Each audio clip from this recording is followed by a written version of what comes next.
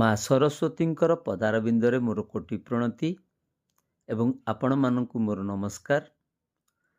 ମା ସରସ୍ୱତୀ ଯିଏକି ବିଦ୍ୟାଦାତ୍ରୀ ଏବଂ କାବ୍ୟ କଳାର ଦେବୀ ଭାବରେ ପରିଚିତା, ତାଙ୍କର ଉଦ୍ଦେଶ୍ୟରେ ମୋର ଆଉ ଏକ କବିତା ଜୟ ମା ଶାରଦା, ଯାହାକି ମୁଁ ଯା କୁନ୍ଦେନ୍ଦୁ ତୁଷାରହାର ଧବଳା ଅନୁବାଦରେ ରଚନା କରିଛି। ରସକୁଲ୍ୟା ଛନ୍ଦରେ ତାକୁ ମୁଁ ଗାନ କରିବାକୁ ଯାଉଛି। ଆଶା କରୁଛି ଆପଣମାନଙ୍କୁ ନିଶ୍ଚିତ ଭଲ ଲାଗିବ। ଜୟ ମା ଶାରଦା।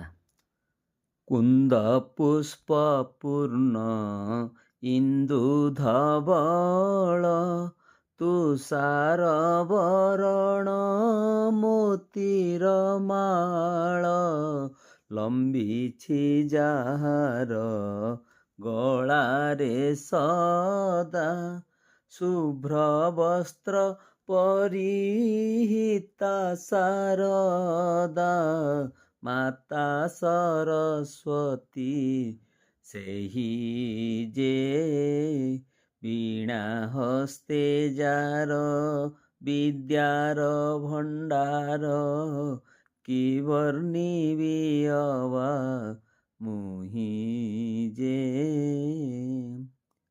ହଂସ ବାହନା ମା ପଙ୍କଜାସନା ବ୍ରହ୍ମା ବିଷ୍ଣୁ ମୁଖେ ଯାର ଅର୍ଚ୍ଚନା ଶଙ୍କର ଆଦି ସର୍ବସୁରଗଣ ପୂଜନ୍ତି ଆଦରେ କଞ୍ଜ ଚରଣ ଅଜ୍ଞାନ ଦୂର କାରିଣୀ ଯେ ଜଡ଼ତା ହାରିଣୀ ଦେବୀ ବୀଣା ପାଣି ଭକ୍ତି ମୁକ୍ତି ପ୍ରଦାୟିନୀ ଯେ ଅଖିଳ ଜଗତେ ମାୟା ବିସ୍ତାରୀ ଶୁକ୍ଳବର୍ଣ୍ଣା ଦେବୀ ଯେ ବାଗୀଶ୍ୱରୀ ଆଦିଶକ୍ତି ପରଂ ବ୍ରହ୍ମଚରଣେ ବିଚାର ସାର ଚିନ୍ତାର କାରଣେ ସ୍ଫଟିକ ମାଳାଧାରିଣୀ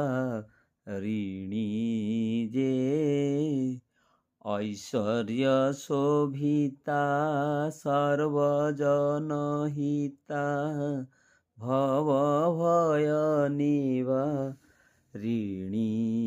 ଯେ କାବ୍ୟ କଳାରାଣୀ କବି ଜନନୀ ଶାରଦା ବରଦା ବୁଦ୍ଧିଦାୟିନୀ ମୋକ୍ଷ ପ୍ରଦାୟିନୀ ବ୍ରହ୍ମନନ୍ଦିନୀ ଉଦ୍ଧରିବି ସେବିତା ପାଦବେନି ଇଚ୍ଛଇ ମୁନିରନ୍ତର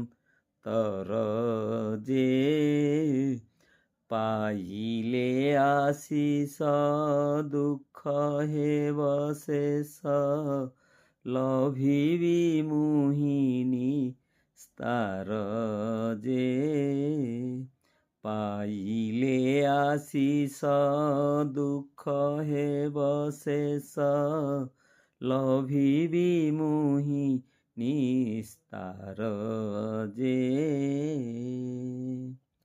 ଧନ୍ୟବାଦ।